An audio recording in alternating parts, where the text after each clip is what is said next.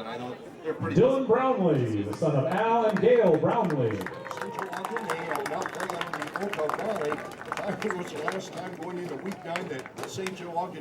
Going to be representing, I think, both teams now. What, a number 1 and number 2 in the state, right? In 2A. Now you've heard the cliche playing for pride. Here's one: Ridgeview Lexington at 2-6, at Fieldcrest 3-5.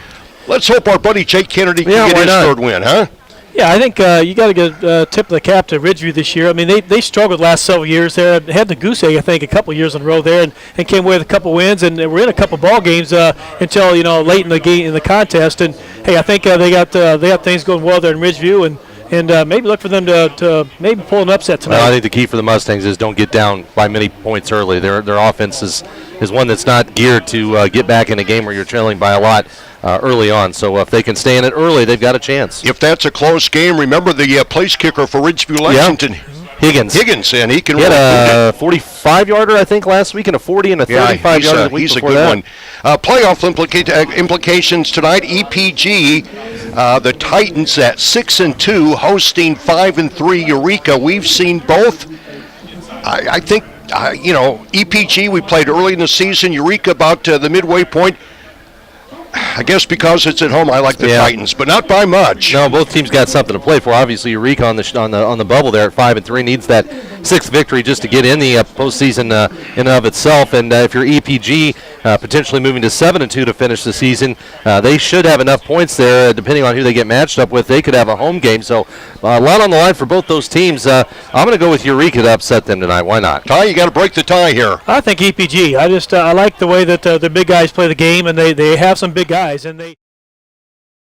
At the 35, at the 35-yard line of Heyworth, and senior co-captain, manager/player as of tonight, Dylan Brownlee, might just get a carry. Now we're not certain that Dylan's going to get the ball, but we've got a hunch that he might get the football, Ty, wearing number 78 on the back of his Falcon black jersey. Dylan's a big boy. He might be a bruiser out there, Ty. They're going to have to hit him high, hit him low to bring him down. We know what this young man's made of, and tell you what, that Heyworth defense going to be challenged here right off the bat. So the Falcons up to the line of scrimmage. The game starting at the Heyworth 35-yard line. They got 3 in the backfield. The tail of the tandem is Dylan Brownlee. Gets the handoff from Keegan Allen. Rolls right side into the clear. He could go. Jukes a couple of defenders. 5 in zone touchdown. And all the Falcon players rushed out there. The Dylan Brownlee as he spikes the ball in the end zone there, and 6-pointer. Falcons go up early. Wow, that's a good average. 1 carry, 35 yards. Dylan just off the right side there. Big body, untouched into the end zone. Good blocking, and puts it in for 6 points. And he's congratulated his Falcon teammates, run from the near sideline out to congratulate him, and a great gesture there by the entire Heyworth team, going out to congratulate fan favorite, player favorite, Dylan Brownlee on a touchdown. That's a pretty good way to start the game for the Falcons. They have to be pretty happy with that. Awesome to have that young man on the sidelines. We were talking all 4 years. Has he been part of the football program? And tell you what, just a super kid there. And I tell you what, I don't think anybody loves Falcon football as much as Dylan Brownlee does. Check out Heyworth. Real class move here, but they take their entire team to midfield and acknowledge Dylan and what he did right there. And they're going to present him with the football.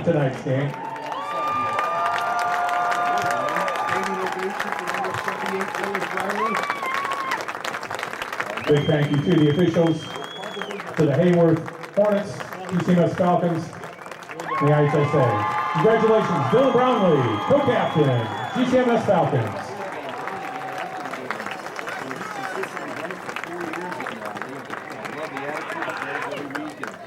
I think he really looks at the spirit of the kids, and maybe they're having a tough time or maybe a tough game, whatever, and just a great asset to the program. And I know Coach Allen doesn't have enough to say about Dylan. Where's our sideline man? Is he down there roaming around? Ryan Ferguson? Where's he? Hey, Ryan, wasn't that pretty cool? Huh? Okay, well, maybe he doesn't have his headphones on. Wasn't that neat?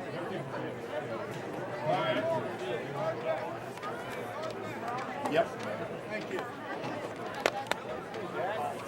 Good work,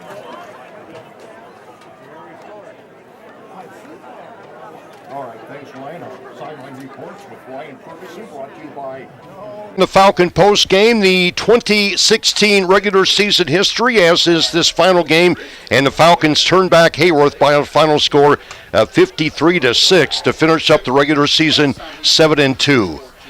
We've brought in our stat man, Steve Syers. And, Steve, what about the game's ending numbers? Well, for GCMS, again, we started off nicely with Dylan Brownlee running a 35-yard touchdown run early on. Nick Bradshaw, 2 carries for 0 yards. Skylar Cox, 3 carries for 2 yards. Matt Schultz had 9 carries for 42 yards.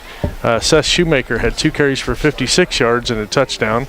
Lane Mayfield, 2 carries for 9 yards. Passing, Tate Eller was 7 out of 13 for 43 yards, and Matt Schultz was 3 out of 8 for 52 yards. Receiving, Skylar Cox had 2 catches for 35 yards. Tate Eller had 1 catch for 7 yards. Matt Schultz, 1 catch for negative. The Falcons win it 53-6. Let's go down to our sideline reporter, Ryan Ferguson. Ryan, you have the signs of success players of the game. Well, I'm saying they're over there commingling with Heyworth still. So they're taking a group team picture, it looks like. Heyworth and GCMS with Dylan. Yeah, and Mitch has his directives. He knows he's supposed to come to me. So okay. He's, I guess, answering to a higher power right now. But that's SA Selection Show will be tomorrow night.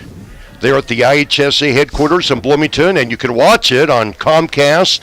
Follow it on ihsa.org, or I'm sure Ross will keep people abreast on our Facebook page, which is, Frank? You can just look us up, WGCY Radio. It's the full name, WGCY Radio 106.3, but you type in WGCY, you'll find it and like it right away. And once we find out where the Falcons will be in the first round and who their opponent will be, we'll have it on the Facebook page for you. I think that is at, about 8:20 they said will be too Something late. like that. I think Ryan Ferguson has tracked down our players of the game. Ryan. Dylan, very popular man this evening. So you got things started off right with the first score of the game. How'd that feel crossing the goal line? It felt really cool. I mean, I thought we'd never going to make it, but we actually did. Yeah. Now, do you think that Mitch upstaged you at all by scoring 5 touchdowns of his own, or do you think you still kind of own the night? Well, I think I still kind of own the night. And I think Mitchell might be the best to run with the ball. Gotcha, but still, push comes to shove, the lights are shining on you. Yeah, I know. Okay. Thanks, Dylan. Appreciate it.